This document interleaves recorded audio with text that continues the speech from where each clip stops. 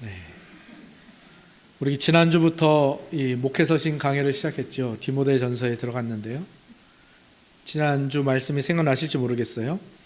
바울은 디모데가 에베소 교회에 머물면서 이 에베소 교회를 바르게 세워가길 원했습니다. 그리고 이 에베소 교회는 이미 율법주의와 자기 중심성으로 똘똘 뭉친 이 다른 교훈이 이미 들어와 있었죠. 디모데에게 부탁을 합니다. 이 다른 교훈이 이 교회에서 가르쳐지지 못하게 해라. 그리고 오직 그리스도의 은혜의 복음만 이 교회에서 선포되게 하고 그것을 가지고 교회를 세워가도록 권면하는 것이죠.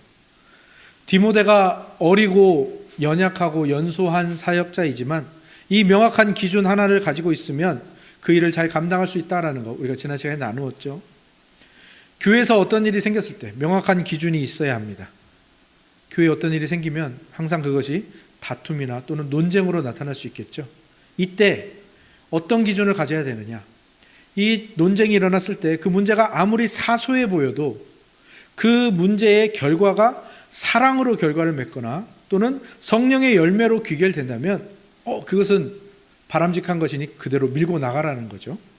그런데 아무리 중요해 보이고 아무리 정말 엄중해 보이는 그 사안이라 할지라도 그 논쟁이라 할지라도 그것이 그 논쟁과 다툼의 결과가 사랑으로 귀결되지 못하고 성령의 열매로 결론 내어지지 못한다면 그것은 소모적인 것이고 비본질적인 것이니 거기서 멈춰라. 그것은 이제 더 이상 거론하지 말라라는 이 기준을 바울이 디모데에게 알려주는 거죠. 그래서 바울이 무엇을 말하는 겁니까?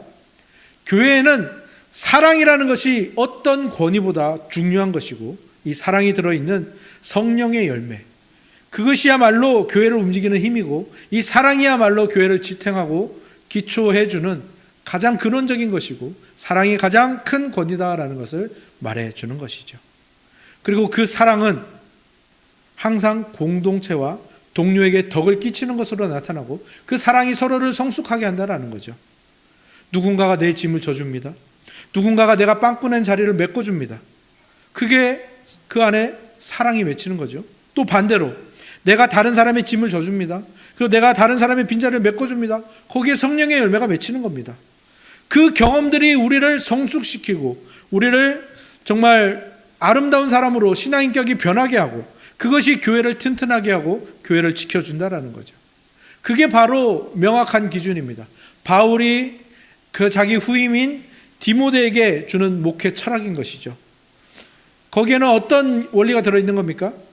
복음 안에 있는 사람은 더 이상 나라는 개인으로 존재하지 않고 오직 우리, 공동체, 그리스도의 몸으로 존재하고 그 안에서 가장 중요한 가치는 사랑이다라는 것이죠. 이것이 바울이 디모데에게 주는 가장 명확하고 간결한 기준 하나, 목회 철학인 것이죠. 이를 통해서 우리가 분명히 알 수 있는 게 있습니다. 교회의 가장 중요한 것은 사랑이구나. 교회의 기초와 근원은 사랑이구나라는 것을 알 수가 있는 것이고요. 이것은 역으로도 보면 알 수 있는 게 역으로 하면 뭡니까? 그렇구나. 교회의 모든 문제는 바로 이 사랑이 없거나 사랑이 부족하거나 이 사랑을 잘못 사용해서 일어난 것이구나라는 것을 알 수가 있는 거죠.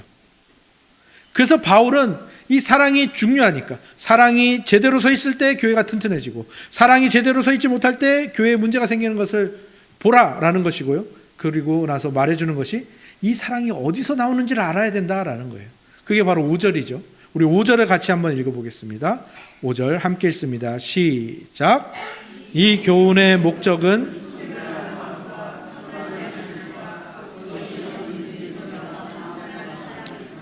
사랑이 어디서 나온다고요?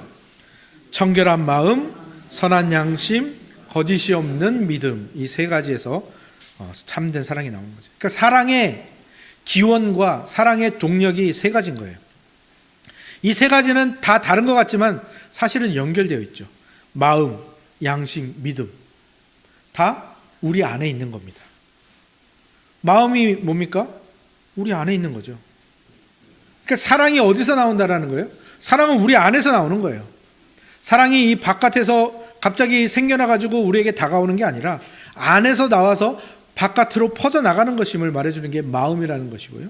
양심은 뭐죠? 양심은 옳은 것을 따르기 위해서 그 옳지 않은 것들을 걸러내는 역할을 하는 게 양심이잖아요. 그러니까 사랑은 이런 분별에서 나오는 거라는 거예요. 이 분별할 수 있는 양심을 하나님이 사람에게 주셨고 그 양심을 가지고 분별하면 그 안에서 진정한 사랑이 나온다라는 것이죠. 믿음은 뭐죠? 믿음은 우리가 누구를 믿는다, 신뢰한다 이런 것을 말하는 것이 아니라 그것을 넘어서서 예수님이 우리에게 선물로 주신 겁니다. 우리가 하나님을 만날 수 있고 하나님께 담대히 나갈 수 있고 하나님의 아들로 하나님의 자녀로 행복하게 살아갈 수 있도록 예수님이 우리에게 선물로 주신 거죠. 그러니까 예수 그리스도께서 주신 구원을 얻는 지혜를 말하는 게 이 믿음이잖아요. 그러니까 바울이 지금 참된 사랑이 어디서 나온다고 말하는 겁니까? 양심, 마음, 믿음. 마음, 양심, 믿음에서 나온다는 것을 강조해요. 왜? 이게 왜 계속해서 강조하느냐 하면은 신자들이 자주 실수하는 부분이 바로 여기에 있기 때문이에요. 우리는 자꾸 사랑을 다른 데서 만들어내려고 해요. 우리 안에서 나와야 되는 건데 자꾸 억지로 짜내려고 해요. 우리 안에서 자연스럽게 나오는 건데 자꾸 짜내려고 한다는 거예요.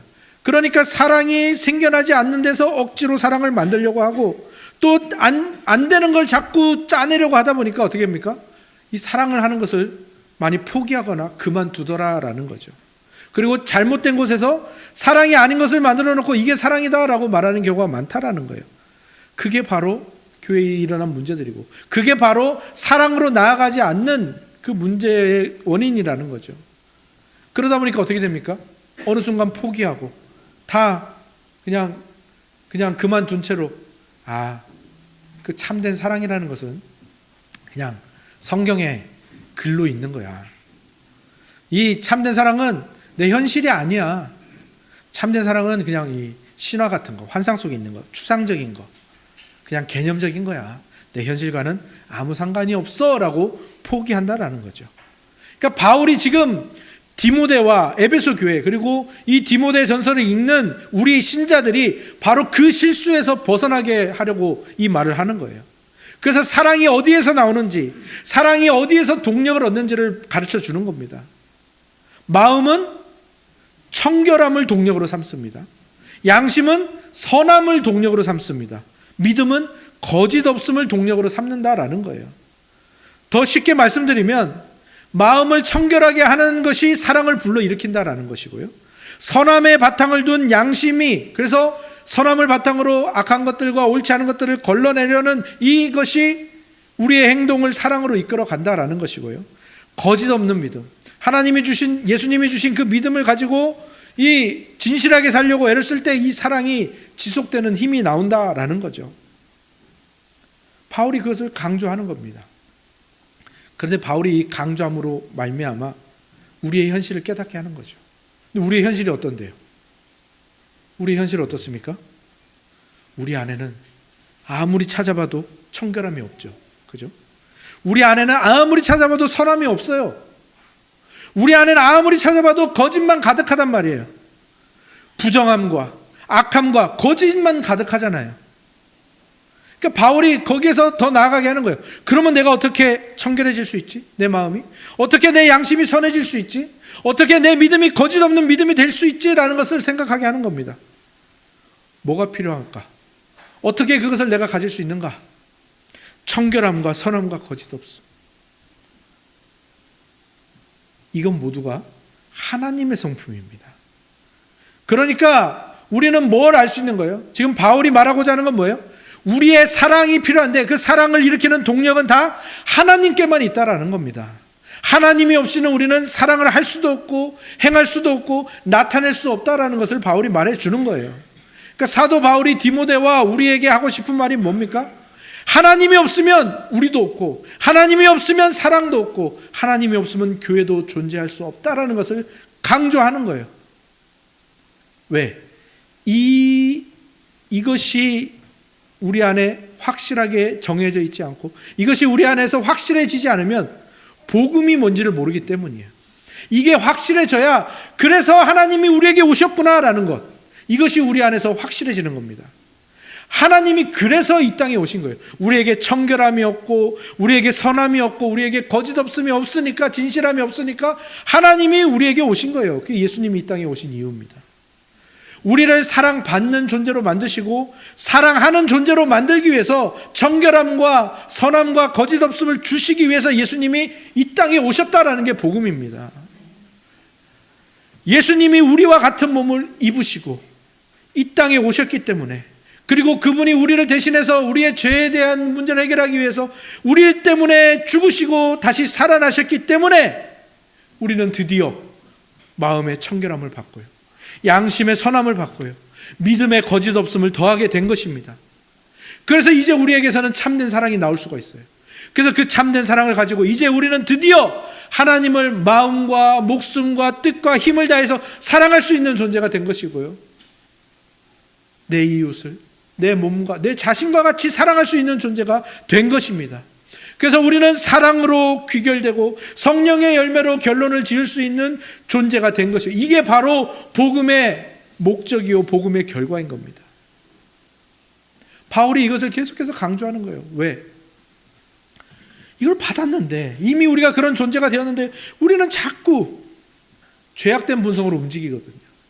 어긋나려고 하거든요. 그 길에서 앞으로 가려고 하는데 어느새 뒤로 가 있고, 올라가려고 하는데 어느새 내려가고 있는, 이게 바로 인간의 죄악된 본성이라는 거예요. 바울도 그렇다라는 거예요. 바울이 오죽하면 바울이 이렇게 고백을 합니다. 내가 원하는 바 선은 행하지 아니하고 도리어 원하지 아니하는 바 악을 행하는도다. 오라 나는 공고한 사람이다. 우리의 인간 본성이 이렇다라는 거예요. 이렇게 어긋나 있다라는 거예요. 이렇게 모순적이라는 거예요. 모순이라는 말이 어디서 왔는지 아시죠? 절대 뚫리지 않는 방패가 있습니다. 그리고 모든 방패를 뚫을 수 있는 창이 있습니다. 이상한 상황이잖아요. 그러면 그 창으로 그 방패를 찌르면 어떤 일이 일어나는 겁니까? 이런 상황을 모순이라고 부르는데, 그런데 그 상황보다, 그 모순적인 상황보다 훨씬 더 모순적이고 악한 일이 우리 안에서 늘상 일어나고 있다라는 거예요. 은혜의 복음이 전해진 그 에베소 교회에 다른 복음이 들어와 있다라는 거고, 율법주의가 들어왔다 있다라는 거예요. 예수님이 주신 청결한 마음과 선한 양심과 거짓이 없는 믿음으로 참된 사랑을 만들어내기보다는 거기에서 벗어나서 헛된 말에 빠져 있고 율법의 선생이 되려고 하고 있다라는 거예요. 헛된 말이라는 건 뭡니까? 헛되다, 성경에서 헛되다라고 말하는 것은 대부분 하나님을 믿기 전에 가지고 있었던 세상적인 가치관이나 비신앙적인 그런 이 정신들을 말하는 겁니다.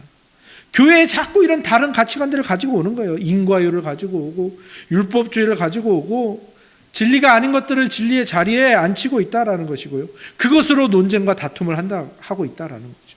그러니 사랑이 자리 잡을 수가 없지 않습니까? 사도 바울에게 분명히 은혜의 복음을 받고 들었음에도 불구하고 다시 예전으로 돌아가려고 하고, 예전으로 돌아가는 게 아니라 예전 것을 아예 교회로 가지고 와서 그것으로 만족하고 있고 그것으로 다투고 있는 이 어긋남과 모순, 디모데가 타파해야 될 문제들이고 우리가 우리 교회에서 없애가야 하는 문제들이고, 이것이 인간의 어쩔 수 없는 본성이라는 거죠. 그런데 이런 어긋남은요, 항상 그 끝을 모르고 펼쳐져요. 그리고 이렇게 어긋나 있는 사람은 자신이 어긋나 있다라고 깨닫고 돌이키는 경우가 거의 없습니다. 어긋나 있는 인간은요, 항상 자기가 옳다고 생각을 하죠. 그때부터 이제 율법의 선생이 되는 겁니다. 네가 잘못됐어. 아까 우리 요한일서 읽을 때 가인이 아벨을 왜 죽였습니까? 아벨의 제사는, 가인이 아벨을 보니까 아벨의 제사는 받았는데 자기 제사는 안 받으시는 거예요. 아벨은 선하고 자기는 악한 거예요. 근데 그럼 어떻게 해야 돼요? 자기가 돌이켜야 되잖아요. 근데 어떻게 합니까? 아벨을 죽이면 되겠네. 이게 율법 선생이에요. 다른 사람을 없애는 거예요. 다른 사람을 정죄함으로 말미암아 자기가 옳아진다고 생각하는 거예요. 원래 율법의 선생이라는 말은, 이 성경에 나오는 율법 선생, 이 랍비들은 율법의 중심, 율법의 방향, 그 깊은 뜻, 하나님이 이 율법을 왜 주셨는지를 어느 정도 이해한 사람만이 할 수 있는 건데, 어긋나 있는 인간들은 어떻게 하는 겁니까? 율법이 뭐라 말하는지 상관이 없어요. 나를 옳게 만들고 나의 지위를 격상하고 그 다음에 다른 사람을 없애고 다른 사람을 잘라내기 위해서 율법을 사용하는 방법만 알면 되는 거예요. 그것이 바른 이익은 나쁜 이의 건 상관이 없는 거죠. 그냥 자신이 아는 것을 강요하는 그런 식의 율법 교수가 될 수밖에 없고, 이런 자들이 교회 안에 많아지면 이 교회 안에는 그냥 다른 복음들이 그냥 열린 문으로 그냥 들어오는 겁니다. 그렇게 하지 말라는 겁니다. 바울은 율법은 본래 사람을 위해서 제정된 것이고, 율법이 없으면 사람들은 서로 물고 먹으면서 서로를 죽일 수밖에 없는 것이고, 그 사회는 순식간에 파괴되고 마는 거죠. 그래서 하나님이 율법을 주신 이유는 뭡니까? 사람들이 그 율법을 가지고 행복과 평안을 만들어 가라는 겁니다. 바울도 율법이 선한 것이라고 분명히 말하죠. 율법은 우리를 지도해서 하나님에 대해서는 의로움을 지키고 다른 사람과는 함께 공존할 수 있는 그것을 만들어주는 게 율법이잖아요. 그래서 율법으로 인해서 하나님의 뜻에서 벗어나지 않고 다른 사람에게 악을 행하지 않는 대로 가게 하는 것이 이 율법의 용도이고 율법의 목적 아니겠습니까? 근데 이 율법이 선하다는 것에는 조건이 하나 붙어 있죠. 그것은 율법을 이 원래의 목적대로만 사용해야 된다라는 겁니다. 율법을 원래의 목적대로 사용하지 않고 자신의 유익이나 자신의 지위를 높이기 위해서 사용하는 순간 율법의 선함은 거기에서 끝나고 율법은 그 다음부터는 다른 사람을 죽이는 도구가 되는 것이죠. 그것이 바로 에베소 교회에 들어온 다른 교훈이고 다른 복음이었던 겁니다. 오늘 본문 9절에서 10절에 보면 악한 자들의 모습이 나오죠. 여기에 나오는 악한 자들은 다 죄악된 모습, 그 십계명에 반대되는 모습들을 말하고 있는데 크게 네 가지로 분류하자면 하나님에 대해서 악을 행하고 자신에 대해서 악을 행하고 가정에 대해서 악을 행하고 사회에 대해서 악을 행하는 이 네 가지로 분류를 할 수가 있습니다. 그러니까 하나님께서 율법을 주신 이유는 뭡니까? 이 네 가지 악한 모습들과 싸우기 위한 하나님의 능력으로 이 율법을 주신 거예요. 그래서 이 율법을 가지고 하나님에 대해서는 의를 지키게 하고 사람들에게서는 질서를 지키게 하면서 그렇게 하나님을 사랑하고 이웃을 사랑하도록 주신 것이 바로 이 율법이라는 거예요. 율법의 목적이 바로 거기에 있다라는 겁니다. 그리고 이 율법을 그렇게 원래의 목적대로 바라보고 사용하게 하는 게 바로 복음의 목적인 겁니다. 복음의 기능인 것이죠. 복음은 율법을 율법주의로 사용하지 않게 하고 사람을 죽이는 도구로 사용하지 않게 하고 선하고 적법하게 사용하여서 은혜를 누리고 하나님을 사랑하고 이웃을 사랑하는 대로 써서 교회를 지키고 은혜를 누리는 도구로 사용하게 하는 것이죠. 오늘 본문을 통해서 바울이 디모데에게 가르치고자 하는 것이 바로 이겁니다. 율법과 복음을 원래의 목적대로 사용하는 것, 그것이 디모데와 에베소 교회를 살리는 길이라는 것이죠. 율법은 예수님이 두 가지로 요약해 주셨죠. 뭐와 뭡니까? 하나님을 마음과 목숨과 힘과 뜻을 다해서 사랑하고 이웃을 내 몸처럼 사랑하는 것. 율법이 그거잖아요.